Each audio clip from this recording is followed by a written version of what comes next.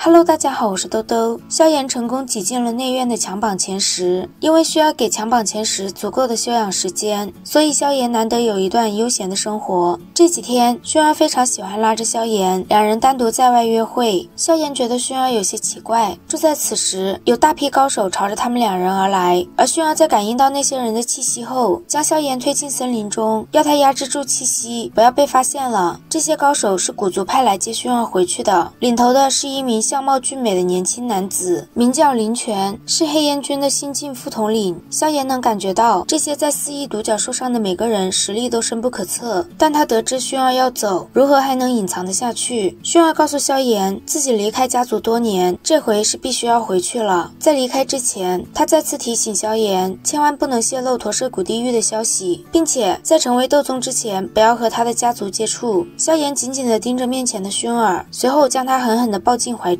萧炎告诉薰儿，不管他背后的势力有多强，薰儿都只会是他的。如果让薰儿的家族对他正眼相待，需要达到斗尊，他就努力成为斗尊，斗尊不行，那就斗圣，斗圣还不行，他就朝着斗帝奋斗。薰儿也一直都相信萧炎会站在大陆的巅峰，到时候没落的萧家也会因为萧炎再次屹立在大陆上，而他也会一直等着萧炎。林泉副统领看着萧炎抱着薰儿，嫉妒的眼睛都快喷火了。在薰儿离开之后，他嘲讽萧家已经成为丧家之犬，萧炎更是配不上薰儿，让他最好当以前的事都没有发生过。萧炎很清楚他是在嫉妒自己，但他侮辱萧家，萧炎很是生气。就在林泉对萧炎心生杀意的时候，大长老突然出现，让他立刻离开。薰儿的离开让萧炎很失落，但萧炎很清楚自己现在最重要的是努力变强。另一天，强榜前10进入天焚炼气塔，接受本源心炎的断体。在苏谦大长老的带领下，萧炎等人进入了天焚炼气塔的底部。本源心炎极难获得，它对斗王以上的人没有太大的作用，但却可以为斗王之下的人铺平晋级斗王的道路。不过断体之痛不是一般人能够承受得住的，每一届的强榜前10中都会有一半的人断体失败。萧炎11人在长老们的安排下，各自找了个玉台坐上，便开始进行心炎断体。当无形的火焰钻进萧炎等人的头顶后，11个人的身体都出现了不同程度的颤抖，脸全部都变得通红。萧炎此时只感觉身体里的那股火就像不把他烧成灰烬就不罢休一样。不过萧炎的意志力不是一般的强，很快便熬过了最痛苦的时期。这时候其他强榜高手接连有5人都断体失败，在剩下6人心炎断体接近尾声的时候，一直在最底层关注陨落心炎的苏谦却突然脸色大变。苏谦望着深入地底的岩浆世界，发现陨落心炎的能量比之前变强了很多，变强的陨落心炎不断冲击着封印他的能量罩。苏谦大长老在感受到陨落心炎狂暴的能量后，迅速下令让所有长老赶往塔中，并让全部学员离开天焚炼气塔100米之内。而刚刚从心炎断体中苏醒过来的萧炎就听到了这个好消息，能让苏谦大长老这么凝重，也只会是陨落心炎发生了变故。不过现下萧炎也只能跟着其他学员一起准备离开天焚炼气塔，但在他们还没有出去之前，塔内的能量罩就被陨落心炎撞到爆开。好在塔尖还有一层颜色较暗的能量罩，将陨落心炎拦了下来。萧炎等人看到了一头巨大的无形火蟒，药老告诉萧炎，陨落心炎进化的几乎和寻常魔兽没有太大的差别，现在只能安静等待内院的举动。塔尖暗色的能量膜在无形火蟒不断的燃烧下即将崩溃的时候，萧炎等人终于离开了天焚炼气塔。而苏谦见封印支撑不了多久，便带领所有长老启动当初院长留下的阵法，想要再次封印陨落心炎。刚刚突破封印的陨落心炎被长老们的千层封阵又拦了回去，好不容易看到自由的他再次对着能量网发起攻击。陨落心炎再次出击后，悄悄凝聚成了一条手臂粗长的火焰小蛇。火焰小蛇将能量网撞出一个很细的口子，虽然这道口子被苏谦等人迅速压了下去，但在这道口子破裂的瞬间，陨落心炎的能量波动直冲天际，苏谦顿时便意识到不妙。而此时远在黑角域的寒风在感受到异火的气息后，顿时就坐不住了，他派手下将黑角域中一些势力的宗主都召集了起来。此时迦南学院中，在陨落心炎不断的撞击下，能量网上的颜色变得暗淡了许多，原本维持阵法的18名长老在他的攻击下也只剩下8名长老和苏谦大长老苦苦支撑着。好在外院的副院长虎钳及时带着外院的长老们前来支援，虎钳和外院的长老们接替了苏谦大长老等人维持阵法，而苏谦则带领内院的长老们和导师进行下一步的封印。陨落心炎在感受到大长老等人动作的危险性后疯狂反击，但在所有长老和导师的努力下，陨落心炎还是被再次封进天焚炼气塔。感受到萧炎的着急，药老告诉诉他陨落心炎并没有这么好封印，而且黑角域的人似乎也被这边的能量惊动了。果不其然，就在大长老刚松了一口气的时候，韩风便带着黑角域的人破开结界，来到了内院。看到韩风前来，苏千很清楚他的目的就是想要抢夺异火。不过苏千毕竟是斗宗级别的强者，即使韩风拥有异火，也还只是斗皇巅峰而已。而萧炎在看到韩风的异火后，就很奇怪，他既然有了一种异火，为何还要来抢陨落心炎？药老沉默半晌，才告诉萧炎，韩风也修炼了焚诀，不过他当初得到的仅仅只是一小部分的功法路线。萧炎在得知韩风也修炼了焚诀后，心中有一种近乎本能的反应，让他一定要杀了韩风。这种反应直接深入到萧炎的脑海深处。内院中的长老们大多都只是斗王级别，只有虎钳一人是斗皇巅峰，而韩风带来的势力首领全都是斗皇级别的，再加上一些斗王级别的属下。原本苏千身为斗宗，真打起来鹿死谁手还不知道，但韩风却将黑角域的金银先生请了过来对付苏千。金银先生是黑角域的黑榜中排名前2名的强者，他们是一对孪生兄弟，分开时实力与斗皇巅峰的强者相仿，但两人联手，即使是面对斗宗强者也有不小的胜算。苏千对上金银先生，想要去破解封印的韩风被虎钳副院长拦了下来，而韩风带来的黑角域的人则对上了内院众多的长老们。原本用清火包裹自己的萧炎只是躲在一旁观战，但突然凭空来了一个攻击，萧炎在躲避时现出了身形。好巧不巧的是，这次韩风带来的人中就有血宗的宗主范劳。看到萧炎被清火包裹的身影，范劳眼睛充满杀意，他没想到自己到处都找不到的杀子凶手竟然在这里碰到了。范劳立刻调转身影，疯狂攻击萧炎。面对丝毫不留情的范劳，萧炎不得已只能使出3000雷动来逃命。铺天盖地的血色能量丝将萧炎能躲避的空间完全覆盖。此时紫妍和林秀雅以及柳琴出现在空中，将范劳的攻击挡了下来。萧炎让他们给自己3分钟时间解决围困他的血丝，而范劳并不把紫妍3人放在心上，因为小看了紫妍的实力，范劳被紫妍狠狠地打了几拳，但他毕竟是斗皇强者。就在他使出血手印即将砸到紫妍身上的时候，实力攀升至斗皇的萧炎突然出现，将他的血手印震散。突然拥有斗皇实力的萧炎让内院的人都缓了一口气，毕竟在斗皇强者的数量上，内院比黑角域还是差太多了。萧炎的异火很快就将范劳的血海烧到只剩1丈宽。为了给儿子报仇，也为了日后不让人笑话自己打不赢一个学生，范劳使出自己的看家底牌地阶斗技大雪扑式。面对范劳的大雪扑式，萧炎使出了自己的焰分噬浪尺。当大雪扑式和焰分噬浪尺对撞的时候，庞大的能量将他们周围几百米摧毁成一片废墟。范劳见大雪扑式也杀不了萧炎后，便想拖延时间，等萧炎实力回到斗灵再来击杀他。但他想拖延，萧炎却不会心慈手软。在萧炎的疯狂追杀下，范劳终于落败。但就在萧炎想杀了他的时候，范劳使出秘法蒸发体内的血液，爆发出萧炎都望尘莫及的速度，躲开了他的攻击。而就在萧炎准备对范劳赶尽杀绝的时候，陨落心炎却再度突破了封印他的能量罩。大长老在看到陨落心炎再次突破封印，便不再理会黑角域的强者，而是将内院长老集结，准备结阵，想要再次将他封印住。但长老们在经过之前的封印以及与黑角域强者们对战后，不是全盛时期的他们已经无法再次封印住预谋已久的陨落心炎。陨落心炎脱离束缚后，便死死地盯着萧炎和韩风，他眼中极为人性的垂涎，让在场的众人都觉得有点好笑。药老告诉萧炎，无人操控的异火如果相遇，便会本能的想要吞噬对方来强大自己，而此时紧盯着他和韩风的陨落心炎，就是想要吞噬他们体内的异火。就在萧炎想要远离他的时候，陨落心炎突然将自己的尾巴甩向韩风，光凭韩风一人当然无法正面与陨落心炎对抗，不得已韩风只能许诺2倍报酬来拉拢他带来的强者。但此时的陨落心炎实力正是最强横的时候，在发现他们的攻击对他造不成什么伤害后，黑角域的人在金银先生的带领下躲到一旁，让韩风用异火先将他的能量削弱再说。韩风只好掏出2瓶好不容易得来的天寒气对付陨落心炎。天寒气的罕见程度并不比异火小，在它一定的范围内，异火的威力也会打一些折扣，但天寒气在陨落心炎真正爆发后还是起不了什么作用。陨落心炎隐藏住身躯，又突然出现在韩风的身后，一尾巴砸在韩风的背后，直接将他砸得口吐鲜血，朝着地面而去。陨落心炎将韩风击退之后，并没有乘胜追击，而是转头盯上了萧炎。萧炎使出3000雷动躲过一击，但陨落心炎也突然诡异的消失在火焰中。药老提醒萧炎不要被火焰包围，身为异火，陨落心炎可以将自己随意变成火焰，在到达他周身的时候再凝聚出本体来进行攻击。而想要重创陨落心炎，就必须要在漫天的火焰中找出他真正的本源，并对他进行攻击。萧炎将自己的精神极度凝聚，死死地盯着无形火蟒。终于，萧炎在火蟒巨嘴之下半尺处的一块蛇鳞那里看到了一团看似无形，但却能用感觉察觉到的火焰强光。萧炎脚踏3000雷动，不断变换身形，瞬移般出现在无形火蟒之前，手握火焰长枪，以迅雷不及掩耳之势狠狠地洞穿了那块蛇鳞。这一击让身受重创的陨落心炎不得不现出本形。异火在现出本形后，会有一段时间的衰落期，这个期间是夺取异火的最佳时机。而为了能成功抢到陨落心炎，药老告诉萧炎，可以施展出能在他这里借助力量的极限。虽然这样会暴露出他的存在，但陨落心炎，萧炎必须弄到手。在萧炎动手的时候，下方的寒风也是满脸狂喜的冲向陨落心炎。虽然大长老下令要拦住寒风，但内院的强者都被黑角域的人拦了下来。萧炎早寒风一步闪现在陨落心炎本体处，但就在他想要抓住陨落心炎的时候，他的体内心脏处突然浮现一股炽热的星火。这股星火充斥着一种萧炎从来没有感觉过的破坏力。就在萧炎和星火僵持的时候，他察觉到寒风的到来，便立刻闪现到陨落心炎10几米之外。而直接冲向心炎本体的寒风，身体也像萧炎一样陡然僵住。萧炎抓住这个时机，突然出现一拳砸向他的背后，但寒风毕竟是斗皇巅峰的高手，虽然受了萧炎一拳，但也引导着自己的异火撞击在萧炎的胸膛处。不过这一击对萧炎并没有什么伤害，反倒是寒风更加狼狈。寒风直接凝聚出异火的形体，想要杀了萧炎。萧炎也凝聚出青色莲花，直接与寒风的海心焰对撞。这一招让两人都变得十分狼狈，更是让寒风发现萧炎修炼的是比他还要纯粹与正统的焚诀。寒风质问萧炎从哪里得到的功法，而药老也不再隐藏自己，将他的灵魂力量尽数借给了萧炎。寒风从萧炎暴涨的气势与他体表的清火中感受到了一股熟悉的力量，随后便震惊地发现药老竟然没死。寒风不敢想象，药老若是将他当年按下毒手的事传出去，自己会遭到他多少好友的追杀，所以这次他一定要让药老和萧炎彻底闭上嘴。看到萧炎召唤出药老的古灵冷火，寒风更是嫉妒的眼睛都红了。寒风将自己的海心焰凝聚成一把深蓝色的三叉戟，而萧炎直接使出了自己最后的底牌，两种异火融合的大型佛怒火莲。药老拼着暴露自己的存在，也要将力量全部借给萧炎，这是想要萧炎拼尽全力杀了寒风。萧炎自然会全力以赴地达成药老的愿望。青白火莲与三叉戟对撞在一起，三叉戟并不能阻挡住青白火莲，而寒风也在火莲的撞击之下鲜血狂喷，砸向地面。但只剩一口气的寒风却被金银先生一把抓住，毕竟这一次的报酬他们还没有拿到，不可能眼睁睁地看着寒风身亡。此时萧炎突然想起盘踞在天空中的陨落心炎，而陨落心炎已经悄悄地出现在由火莲爆发产生的青白蘑菇云旁边。萧炎脸色大变，虚弱的他只能出声提醒要拦住陨落心炎，但为时已晚。庞大的蘑菇云被陨落心炎吞进了自己的无形火焰中，陨落心炎吞下大补品，瞬间释放出一股比之前更加狂暴的能量。金银先生感受到狂暴的能量，立刻就带着寒风和黑角域众人离开。大长老命令所有学员全部离开内院，进入深山。随后所有长老再次结阵，苏仙冲着阵型之内的萧炎大喊，让他赶紧离开，但陨落心炎却朝着萧炎爆射而去。萧炎能量消耗太大，没多久就被陨落心炎追上了。大长老想要等萧炎出去再结阵，但很快萧炎就被追上来的陨落心炎吞噬。陨落心炎吞噬萧炎之后，想要趁机冲出包围，却被一道能量壁将他震退。萧炎的死让苏仙大长老脸色一片阴冷，他不顾自身，发出拼命一击，将陨落心炎再度封印到地底深处。陨落心炎被封印，内院的这场浩劫也终于结束了，但代价却是萧炎从此陨落。此时的萧炎真的陨落了吗？好啦，今天的视频豆豆就讲到这里啦。如果喜欢豆豆的视频，欢迎点击订阅关注，我们下期再见，拜拜。